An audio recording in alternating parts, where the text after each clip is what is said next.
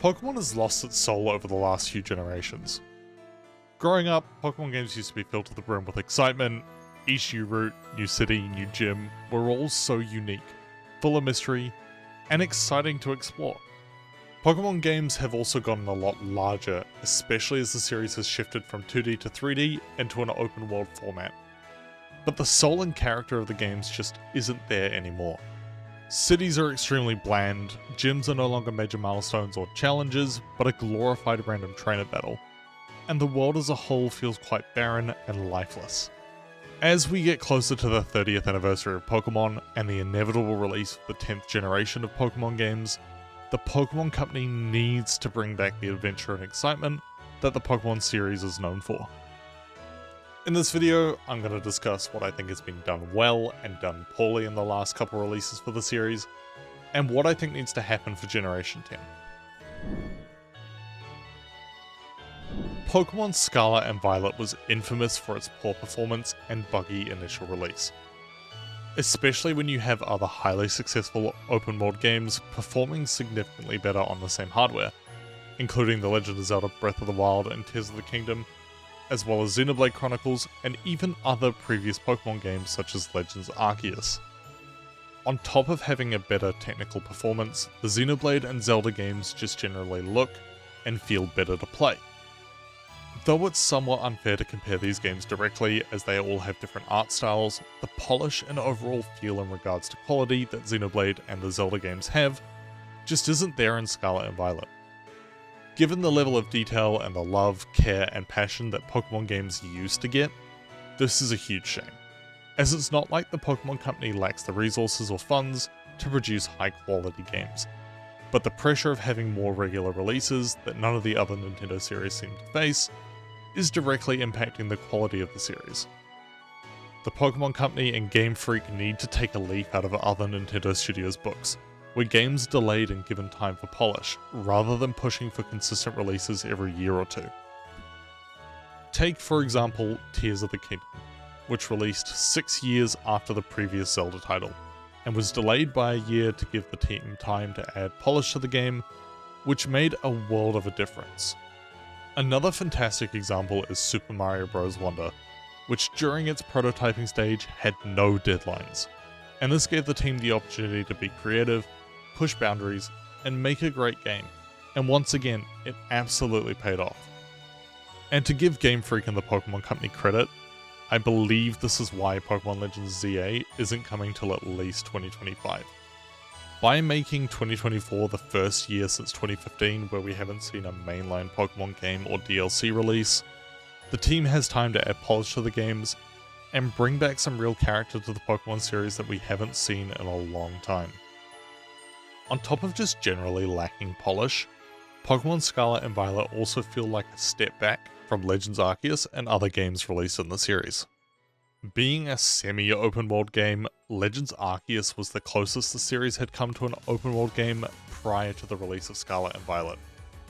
But Legends Arceus felt so much more interesting to explore than Scarlet and Violet. The game performed better on a technical level, the map was more fun to explore, the general points of interest as well had so much more depth to them, and Scarlet and Violet was just severely lacking all of this. Now compare Legends Arceus to Kitakami, the first part of the Pokemon Scarlet and Violet DLC. Kitakami would be of a similar size to one of the 5 areas in Pokemon Legends Arceus, but was so much more bland and unexciting. I personally found the township to be bland at best, with most of the buildings, like the rest of Scarlet and Violet, being unexplorable. And this was the focal point of 99% of the DLC. Outside of the town, the only notable areas were the top of the mountain, Kitakami Hall, and the Loyalty Plaza. Outside of those 4 areas, there's nothing memorable about Kitakami, and the only reason to go anywhere outside of these main areas is for the story as it requires it, or for the handful of side quests. Compare Kitakami to any town or city in any other Pokemon games such as Sword and Shield, and the detail is so much greater. Almost every building has a purpose and is filled with people living out their own little lives, and just as a whole brings the Pokemon world to life.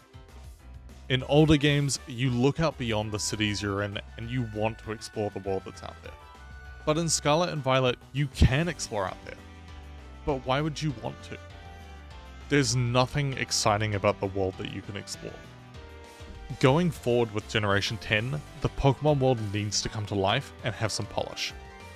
The little details are what makes a huge difference in a game like this.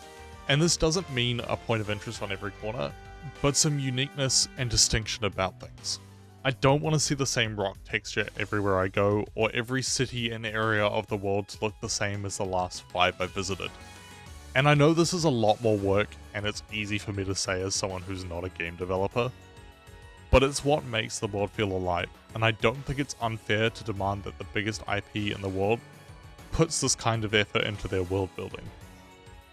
It was done in Tears of the Kingdom and it makes a world of a difference, so why can't Pokemon, the bigger franchise, do the same?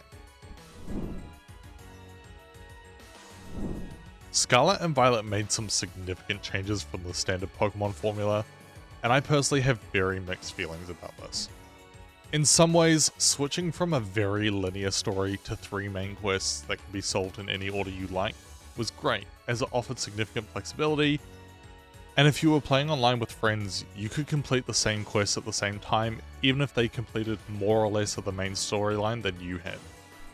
However, at the same time, having this open-ended story that you could complete in any order you liked, meant that the overarching story they tried to tell felt disjointed at times, and meant the penultimate quest of beating all the gym leaders and becoming the Pokemon champion felt more as an afterthought and less interesting compared to the previous titles.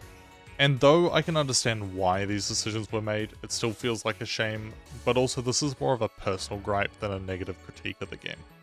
On top of this, the quests didn't scale in any way, so to some extent there was actually a correct order to do them in. The game just didn't provide any guidance to what that order was. It really should have been either do the quests in any order and they'll scale to your level, or here's 3 quests, do each part in this order. For future Pokemon titles, I feel like if they stay open world, a more flexible story would be a good idea, but this attempt was just too open and too flexible and needs to be a little more linear in the same way Tears of the Kingdom was and worked very well. I touched on this earlier, but I want to delve into a little more detail regarding this. The design of the world as a whole in Scarlet and Violet lacked polish and lacked the smaller details that made the world come to life. Cities in Scarlet and Violet were a huge disappointment for me. Half the cities were very, very detailed, and the rest were pretty sad. And in saying that the towns were details, that was only from a distance. When you looked up close, they were very repetitive, very underdeveloped, and not very memorable. Take Medali City for example. In Medali, there's 3 buildings that you can enter in the entire city. The gym reception, the sandwich store, and the restaurant where you fight Larry. And even then, it's hard to call the restaurant where you fight Larry a full building, as only half the building is accessible. You can't make it up to the top ledge where people are sitting and eating their food and talk to them. Outside of those 3 buildings, every other shop in the city is just a menu screen. And 2 of the shops in Medali City were the same cafe with the same options. It gives the feeling that the developers were either lazy or they just weren't given the time to develop the game and design the cities properly. And the latter is the thing that I think is more likely. And this isn't just an issue in Medali, it happens in most other cities. Except you might have a different place such as a salon instead of the restaurant where you fight Larry in Medali. The gym receptions were different in terms of people, but were pretty much identical otherwise. In Cortondo, you couldn't go anywhere but the gym reception and the sandwich place. There's so many doors in the city that you just can't access. And on top of that, if you try to go into a building that you can't access, there's no sort of warning or anything that you can't use that door. At least in your house, when you try to go out a side door that you can't access, it says, oh, you should use the front door.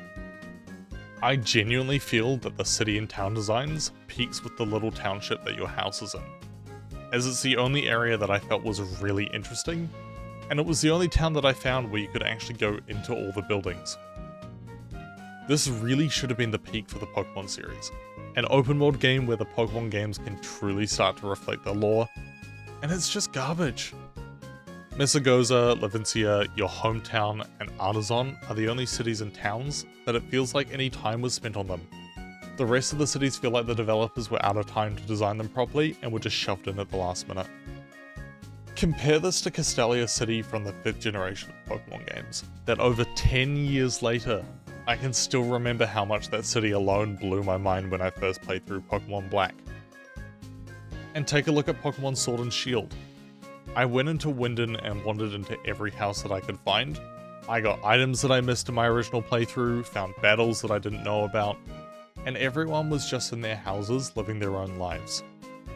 Like in Scarlet and Violet, there are some shops that are also decorative that you can't enter, but it's nowhere near as bad. Another thing that stood out for me quite clearly when I played through Scarlet and Violet and then went into playing Sword and Shield is people don't walk around in Scarlet and Violet. They just stand there almost completely still, and it's kind of creepy. Overall, the cities in Scarlet and Violet just don't make me excited to be there. Even Sword and Shield, which was bagged on by players for months after release, does a much better job at making the world feel alive. Gyms have lost all character, and this isn't unique to Scarlet and Violet. Sword and Shield saw the shift from gyms being unique, themed buildings around the type of gym you were battling in, to a reception leading into a stadium battle. Scarlet and Violet took this one step even further back, with receptions being identical in every gym, and for almost all the gyms, battles took place in a random, unmemorable part of the city or town they were in, with a handful of supporters. At least in Sword and Shield, the stadium was filled to the brim with people and had some atmosphere about them. As I said before, the Scarlet and Violet gym battles feel like glorified random trainer battles.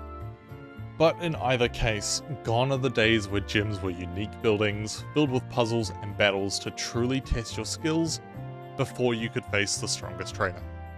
I think Generations 5 and 6, especially Pokemon Black and White 2, are some of my favourite examples of this, and this is something that I want to see come back in Generation 10. The Elite Four is even worse than the gyms. Once upon a time, the Elite Four was the peak challenge of the games, and the rooms in which the battles took place were stylized to reflect their team type of each Elite Four member, and Scarlet and Violet just stripped this away, giving us an uninspired room of blue cubes that didn't even change for each Elite Four member, and then a bland rooftop battle for the champion. Compare this to Pokemon Black and White. Rather than having a room to battle in for the sake of having a room, the Elite Four rooms in this generation were imposing and were meant to instill a sense of fear in you and put some extra pressure on you before you got to the battle. And this next bit is less of a right but more of a shame. It's sad to see that there's no more Victory Road. I understand it makes sense to some extent, as it would likely be skippable due to the open world nature of the game, but it's still disappointing nonetheless. I think, even worse than the gyms in the Elite Four, is the fact that Pokemon Centers are gone, and they've been replaced with the Pokemon Center stands that you see throughout the game. These sorts of stands would make sense in some cases, for example if you're in a remote section of the world where you're not near any township, but the fact that these are present in cities is massively disappointing, and is another reason the Pokemon games have lost their souls. It's even worse in the Indigo Disc section of the DLC, where the Pokemon Center stands are replaced with vending machines, a desk, and a Pokemon healing station that doesn't even give you human interaction. Take any previous Pokemon game and the Pokemon Center is a hub, with each Pokemon Center having different people you can speak to, opportunities to trade or get new items, or just learn little pieces about the people and again make the world come to life. I think my favourite example of this has to be Sword and Shield, which I know is possibly quite controversial, but there's just something about it that is just so homely and I just love them so much. As much as it's very easy to bang on the later generations of Pokemon games, Scarlet and Violet definitely brought some good changes to the series. Having an expanded story and open world overall was good, even if the execution wasn't the best, but it leaves room for improvement. On top of this, some of the things I want to highlight are, shiny hunting is easier and far more accessible, and hopefully the shiny sound from Arceus is reintroduced in future entries of the series. Making shiny hunting more accessible adds extra content in the form of players completing things like living shiny dexes, hunting for their favourite shiny, and more. without it being crazy impossible and taking insane numbers of encounters to find a single shiny. Online multiplayer and existing in the same overworld while still progressing your game is fantastic. This was by far my favourite feature of Generation 9 and definitely added another layer of enjoyment for me and my friends. We played through the entire story and DLC online together, and being able to see each other's teams and ride along together to the next part of the game was crazy fun, and needs to be a staple of the series moving forward. So that leads to my final point. What should be done for Generation 10? I think open world can work if done properly. Generations 8 and 9 brought Pokemon roaming freely in the overworld to the series, and I think that was one of the biggest steps in making Pokemon games feel more real, and is absolutely something that should continue. Open world is very possible for the series as well, but I think a lack of experience building open world games, and the lack of development time and pressure to meet release deadlines resulted in a subpar game that lacked polish. If the team is given sufficient time to develop and polish Generation 10, I think the game could be the open world experience fans have been wishing for. I know some people see the story as being the same thing in every generation, and to an outsider, I can understand that. And the decision to make the story much more open can work, but felt somewhat off for the series, and would need to be reworked in future generations. My personal opinion is that Legends Arceus did a much better job at being an open world game, but was also a very different game than your traditional mainline Pokemon game, so this isn't necessarily a fair comparison. The biggest thing though that needs to happen for Generation 10 to be good is having that attention to detail. Gyms need to be challenges again, and have some life to them.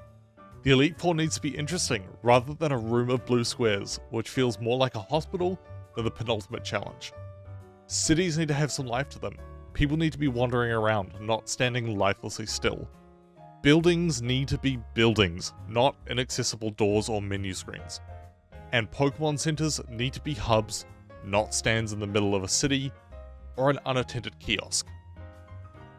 Overall, those are my feelings about what we need to see in Generation 10. Is there anything you agree or disagree with, or anything that I missed? Let me know in the comments below, and I'll see you all in the next one.